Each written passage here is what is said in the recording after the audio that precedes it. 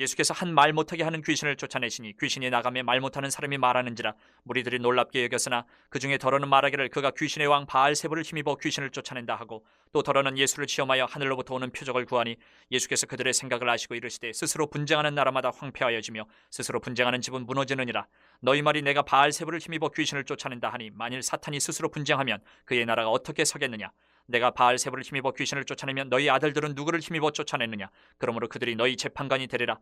그러나 내가 만일 하나님의 손을 힘입어 귀신을 쫓아낸다면 하나님의 나라가 이미 너희에게 임하였느니라. 강한 자가 무장을 하고 자기 집을 지킬 때는 그 소유가 안전하되 더 강한 자가 와서 그를 굴복시킬 때는 그가 믿던 무장을 빼앗고 그의 재물을 나누느니라. 나와 함께 하지 아니하는 자는 나를 반대하는 자요 나와 함께 모으지 아니하는 자는 해치는 자니라. 더러운 귀신이 사람에게서 나갔을 때에 물 없는 곳으로 다니며 쉬기를 구하되 얻지 못하고 이에 이르되 내가 나온 내 집으로 돌아가리라 하고 가서 보니 그 집이 청소되고 수리되었거늘 이에 가서 저보다 더 악한 귀신 7을 데리고 들어가서 거하니 그 사람의 나중 형편이 전보다 더 심하게 되느니라. 오늘은 이 사탄의 세력을 굴복시키신 예수님의 그 승리, 능력에 대해서 우리가 말씀을 묵상해 보려고 합니다. 이 말씀을 묵상하면서 스스로 내 속에 나는 신앙생활은 하고 있지만 좀 영적으로 연약한 부분이 있어, 이런 생각이 우리 가운데 있다면 오늘 말씀을 통해서 다시 한 번 더 내 스스로 영적인 상태를 살피면서 큰 힘을 얻기를 바랍니다. 먼저 14절부터 23절의 말씀을 보면 우리에게 주시는 그 교훈은 악한 영적 세력을 두려워하지 말라 하시는 말씀이에요. 영적 세력을 두려워하지 말라. 오늘 본문에서 어떤 사람들은 예수님께서 귀신을 쫓아내고 말 못하는 사람을 말할 수 있도록 이렇게 치유하시는 이 사역을 보면서 놀란 사람도 있는 반면에 비난하는 사람이 있었어요. 귀신의 왕 바알세불이 힘입어서 귀신을 쫓아낸다, 이렇게 조롱을 하고 비난을 하는 사람이 등장을 합니다. 이 사람들에 대해서 예수님이 이렇게 반응을 하십니다. 스스로 분쟁하는 나라 그리고 집의 비유, 이 두 가지를 통해서 그 사람들의 주장을 물리치시는 장면이 나와요. 20절을 보면 예수님은 하나님의 손, 즉 성령을 힘입어서 귀신을 쫓아내는 것이고 그렇기 때문에 이미 하나님의 나라가 임했다, 이렇게 선포를 하십니다. 강한 자의 이 비유를 통해서 강한 사탄을 더 강하신 예수님께서 결박하셔서 완전히 승리하셨다, 이렇게 말씀하고 계십니다. 그래서 악한 영적 세력에 대한 승리는 우리 성도들 그리스도인들에게 대해서는 이미 승리한 겁니다. 예수님이 승리해 놓으셨어요. 예수님께서 십자가로 사탄의 세력을 완전히 패배시키고 결박하셨고 하나님 나라는 사탄의 나라를 무너뜨리고 이미 이 땅에 임했습니다. 이제 악한 세력들은요, 우리 예수님의 이름만 들어도 벌벌 떱니다. 벌벌 떱니다.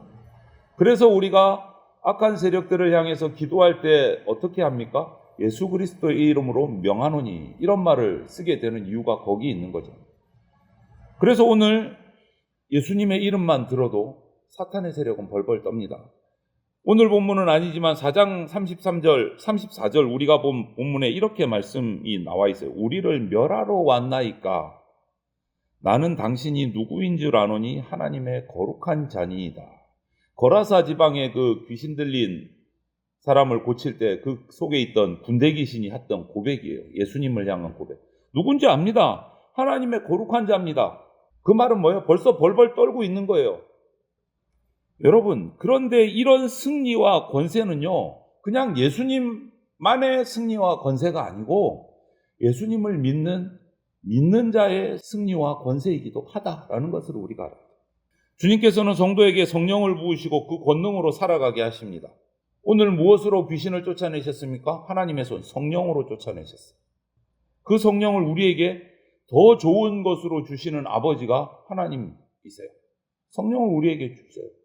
어떤 사람은 그럼에도 불구하고 사탄과 이러한 악한 영적 세력이 우리를 마음대로 막 쥐고 흔든다, 우리가 이 땅에 사는 동안은 그럴 수 있습니다. 그런데 우리에게 일어나는 악하고 좋지 않은 일들 하나부터 10까지 전부 다 악한 귀신 때문이다, 그것은 아닙니다. 그것은 아닙니다. 절대로 그렇지 않습니다. 믿는 자는요, 성령이 임하신 성령의 사람입니다. 저와 여러분.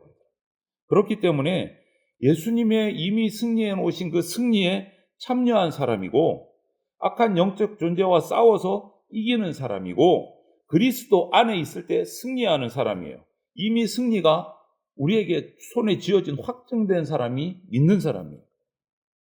그래서 믿음으로 이런 승리를 우리는 확신하는 겁니다. 이 승리를 누리는 사람이 바로 예수 그리스도를 믿는 그리스도인입니다. 그런데 악한 일, 좋은 일, 좋지 않은 일이라면 귀신이 나를 흔드나 봐. 거기에 휘둘려가지고 휘청휘청. 아니요, 우리는 그것과 싸워서 벌써 승리를 해놓은 사람들입니다. 그런데도 불구하고 영적 전투에서 승리에 대한 확신이 우리에게 없다면 그것은 우리가 그냥 단지 약한 것이 아니고 예수 그리스도의 그 영적인 승리에 대해서 아직 잘 모르는 거예요. 잘 모르니까 그 승리가 지금 우리 주머니에 딱 쥐어져 있는데 예수님이 승리하셔서 너희도 승리해라 이러면서 우리에게 성령의 능력을 주셨는데 그것을 내 주머니에 넣어놓고 꺼내서 쓸 줄 모른다라는 거예요. 안타깝게도 주어져 있는데도 승리가 사용할 줄을 모르는 거예요. 잘 몰라서. 그러니까 참 안타까운 거죠. 몰라서 못 쓰는 게 얼마나 답답한 거예요. 있는데도 불구하고. 여러분, 저와 여러분이 예수 그리스도의 승리 그리고 사탄의 패배와 결박을 우리가 확신한다면 우리는 승리합니다. 야고보서 4장 7절에 이런 말씀이 있어요. 그런즉 너희는 하나님께 복종할지어다. 마귀를 대적하라. 그러면 너희를 피하리라. 아예 야고보 사도는 명확하게 선포를 해놨어요. 하나님께 복종하라. 그리고 마귀를 대적하라. 그러면 너희를 피하리라. 군더더기가 없어요. 믿는 자의 승리를 얘기하고 있는 거예요. 우리는 만유의 주인 대신 그리스도 안에 이미 있는 자이고 그로 인해서 이미 승리를 누리고 있는 사람들입니다. 이것을 우리가 믿고 사탄과 맞서 싸울 때 이길 수 있음을 확신하시기 바랍니다.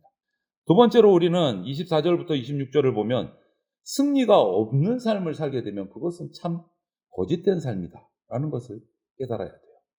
예수님의 이런 놀라운 능력으로 사탄의 세력이 무너지고 귀신들이 쫓겨갑니다.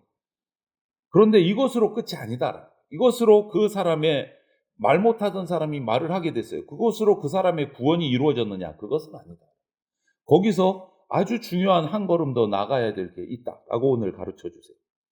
귀신은 사람에게서 나갔다가 다른 곳을 빙글빙글 배회하다가 쉴 곳이 없으면 더 악한 귀신을 데리고 와서 그 사람에게 다시 돌아올 수 있다. 오늘 이렇게 말씀하세요.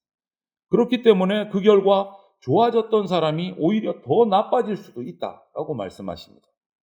귀신이 다시 들어오기에 좋은 곳으로 청소가 되고 수리가 되어 있으면 귀신이 다시 들어올 수 있다라는 거예요. 그 빈자리가 남아 있으면. 여러분, 우리가 신앙생활을 하면서 예수 그리스도의 능력을 경험하고 내가 깨끗하게 정결하게 됐다라는 체험을 했다고 해서 구원이 이루어지는 게 아니다라는 말씀이에요. 이 비유의 말씀. 거짓 구원의 확신을 우리는 정말 조심해야 됩니다. 비우는 것으로 끝나는 게 아니에요. 비웠으면 어떻게 해야 됩니까?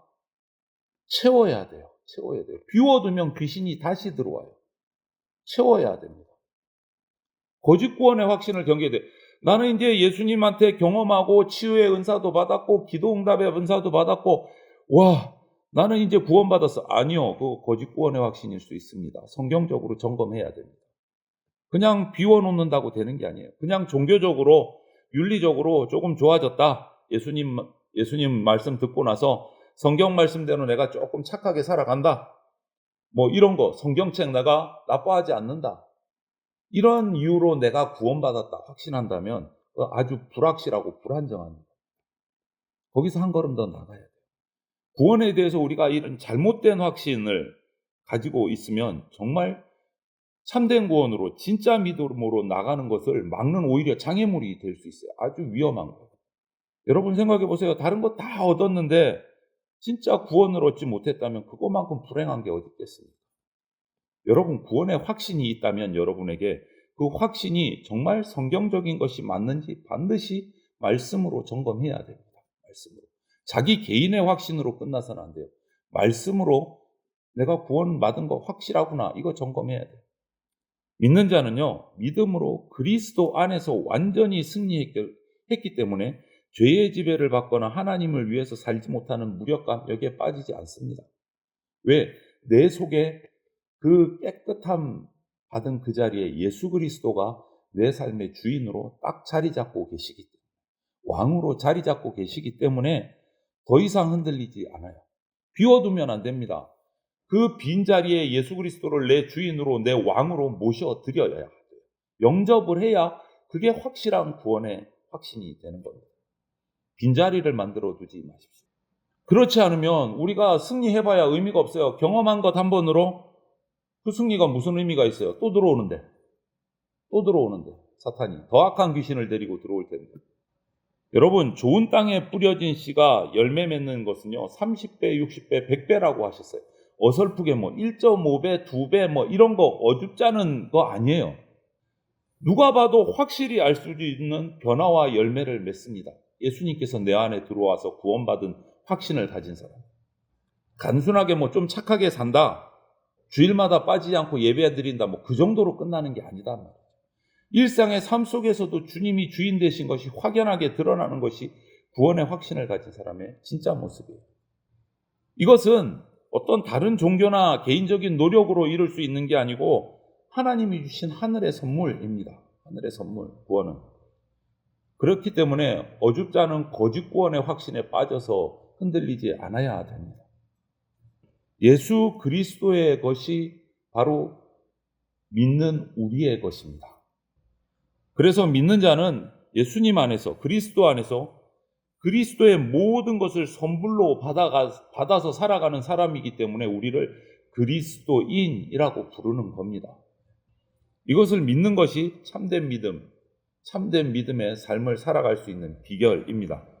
그래서 오늘 하루도 이런 참된 믿음으로 구원의 확신을 가지고 말씀으로 점검하면서 승리하고 권세 있는 믿음의 삶을 살아가는 저와 여러분들 예수 그리스도의 참된 제자가 다 되시기를 주님의 이름으로 축원을 드립니다. 아멘.